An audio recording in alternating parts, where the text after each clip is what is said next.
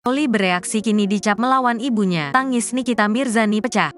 Antaran permasalahannya dengan Nikita Mirzani semakin memanjang. Loli pun kini menuai hujatan.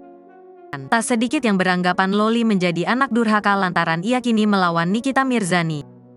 Sadar diri dicap anak durhaka, Loli lantas bereaksi. Ia tampak memberikan pesan menohok. Diketahui berawal dari Loli yang membela Antonio De Dola dibanding Nikita Mirzani kini berbuntut panjang.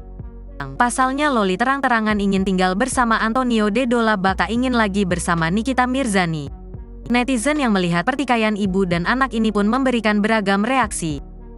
Namun tak sedikit yang jadi menghujat Loli lantaran dinilai melawan Nikita Mirzani. Loli lantas membagikan hujatan netizen tersebut melalui Instagram pribadinya. Anak durhaka gak tahu diri disekolahin biar pinter bukan jadi anak durhaka. Biaya sekolah di sana itu mahal Loli, tulis akun tersebut yang diposting ulang oleh Loli di Instagramnya. Loli justru tidak marah, ia justru berterima kasih.